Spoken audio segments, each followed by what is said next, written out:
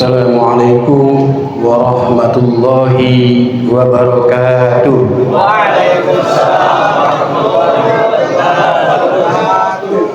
Daun salam di atas kasur, yang jawab salam pada tidur. Gak semangat apa terawihnya? Capek.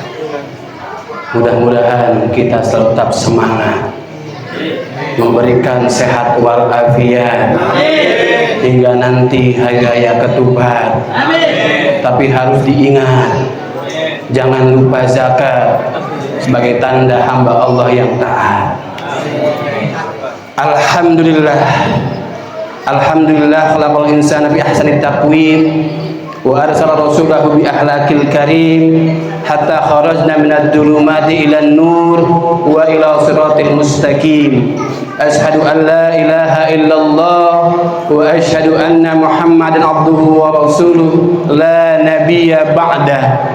Allahumma salli ala sayyidina Muhammadin wa ala alihi wa ashabihi ajma'in. Amma ba'du. Qala Allah ta'ala fil Qur'anil Karim, a'udzu billahi minasy syaithanir rajim. Bismillahirrahmanirrahim. Wa ta'awanu 'alal birri wat taqwa wa la ta'awanu 'alal ismi wal 'udwan. Hadirin jamaah rahimakumullah, tentu nikmat yang tak terhingga hingga saat ini, malam ke berapa ini? Ke-20 ya. Allah masih memberikan kita limpahan nikmat yang luar biasa, yang kalau kita hitung nikmat tersebut itu tidak akan pernah terhitung.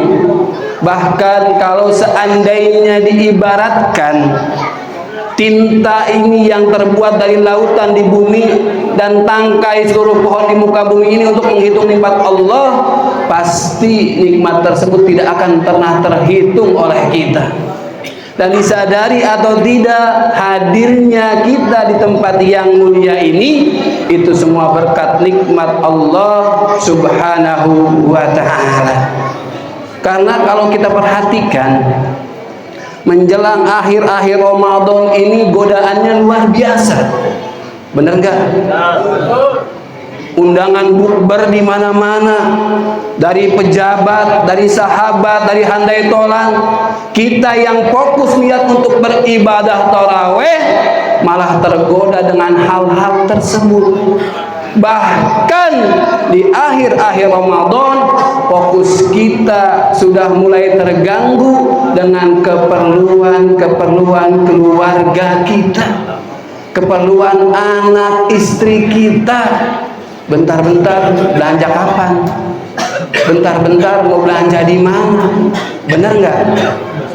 Itu adalah bentuk godaan bagi kita agar kita tetap fokus pada tujuan kita dari Allah, yaitu untuk beribadah kepadanya. Yang anehnya, zaman sekarang itu menjelang akhir Ramadan, banyak orang-orang yang nggak puasa tapi ikut bukber. Ada nggak? Saya punya pantun buat orang-orang tersebut. Boleh pantun? Boleh nggak? Beli ikan di Muara Karang. Hari bulan September, hari Selasa bulan September. Kelakuan zaman sekarang, nggak puasa ikut bukber. Jangan sampai hal tersebut terjadi pada diri kita. Tugas kita selama ini yaitu untuk beribadah kepada Allah, baik yang mahdhah maupun ibadah yang ghairul mahdhah. Kita sadari kita ini makhluk Allah yang mana? Makhluk Allah yang taatkah atau makhluk Allah yang penuh maksiatkah? Kalau dibilang makhluk Allah yang taat, kita kadang-kadang sering maksiat. Kalau dibilang makhluk Allah yang sering maksiat, kita juga kadang-kadang taat. Karena kalau maksiat terus itu namanya setan, dan kalau ibadah terus namanya malaikat. Kita adalah makhluk Allah yang terkadang taat penuh akan maksiat. Betul? Contoh terkecil aja. Kita jangan ngomongin soal mabuk, jangan ngomongin soal berjudi, jangan ngomongin yang lain-lain. Sehabis sholat, terkadang kita keluar masjid, sendal kita dipakai orang lain, kita masih sempat pakai sendal orang lain. Maksiat bukan? Maksiat bukan? Pulang ke rumah, ketemu orang di jalan, telanjang dada, benerin motor. Ini orang gak pernah ke masjid, ini orang kayaknya pernah sholat. Maksiat bukan? Maksiat. Kita tidak menyadari itu. Kita merasa diri kita suci, yang padahal kita sudah bermaksiat. Mungkin perbuatan kita, tapi hati dan ucapan kita yang memasukkan kita kategori dalam maksiat. Hadirin jamaah rahimakumullah, menurut para alim ulama, bulan Ramadan ini menjadi 3 fase. Fase yang pertama itu dari hari pertama ke hari 10 adalah fasenya rahmat. Fase yang kedua dari hari ke-11 malam ke-20 itu fasenya maghfirah. Dan hari fase ketiga dari hari ke-21 sampai ke tanggal 30 itu adalah fasenya itkum minan nar, dilepaskannya kita atau dijauhkannya kita dari api neraka. Tepat pada malam hari ini, malam terakhir, yaitu fase kedua, fase maghfirah. Allah membukakan pintu maaf yang sebesar-besarnya untuk hamba-hambanya yang pernah melakukan maksiat, yang pernah melakukan dosa.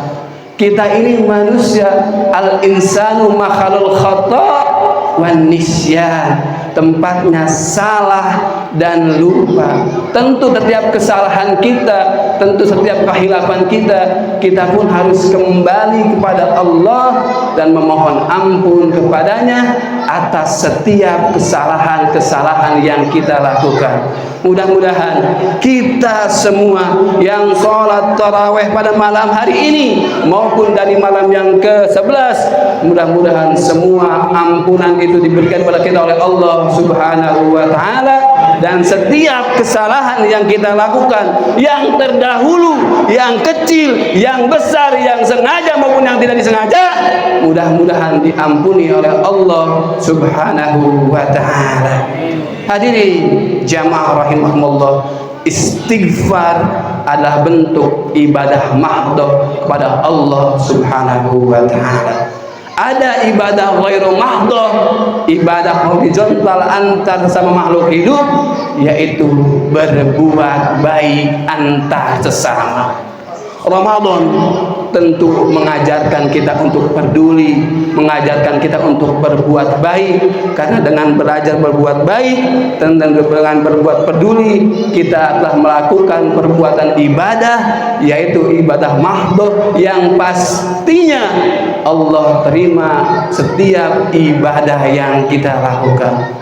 Hadirin jamaah rahimahumullah, Syekh Mutawalli As-Sahrawi pernah berkata, seorang mufti, seorang ulama Mesir pada zamannya, dia berbicara dalam hikamnya apa yang dikatakan Syekh Mutawalli As-Sahrawi, ketika kita sudah melakukan ibadah mahdoh, jangan lupa untuk melakukan ibadah ghairu mahdoh. Apa syarat dari beliau? Kata Syekh Mutawalli As-Sahrawi, ketika kita ingin melakukan ibadah ghairu mahdoh, berbuat baik antar sesama makhluk hidup, berbuat baik antar sesama manusia, ingat 3 hal. Amilun nas bisalasin, perlakukanlah manusia dengan 3 hal. In lam tanfa'ahu fala tadarrahu, jika kita tidak bisa bermanfaat untuk orang lain, jangan pernah membuat susah orang lain. Ada yang kayak gitu di sini? Ada nggak kayak gitu? Kerjaannya nyusahin melulu, nggak pernah hidupnya bermanfaat untuk orang lain. Padahal Nabi pernah bersabda, anfa'un khairun nas anfa'uhum linnas, sebaik-baiknya manusia adalah yang bermanfaat untuk orang lain. Lalu kata Syekh Mutawalli As-Sahrawi yang kedua, wa in lam taqrahu fala tahzanahu, jika kalian tidak bisa membuat bahagia, membuat bangga bergembira orang lain, maka jangan pernah sekali-kali membuat sedih orang lain. Lalu yang ketiga, apa kata Syekh Mutawalli As-Sahrawi? Kata Syekh Mutawalli As-Sahrawi, wa ilam tamaddahu fala tamdahahu, jika kau tidak bisa membanggakan orang lain, menjunjung tinggi orang lain, jangan pernah menghina orang lain. Hadirin jamaah rahimahumullah, mari sama-sama kita memperbaiki diri dengan refleksi Ramadan tahun ini. Kita perbaiki semuanya, perbaiki ibadah kita kepada Allah, perbaiki hubungan kita antar sama makhluk hidup, baik dengan siapapun hubungan kita, baik dengan rekan kerja, dengan teman, dengan sahabat dan keluarga. Maka hal tersebutlah berarti kita sudah menjadi hamba-hamba Allah yang bertakwa. Hadirin jamaah rahimahumullah, mudah-mudahan kultum yang singkat ini bisa bermanfaat untuk kita semua.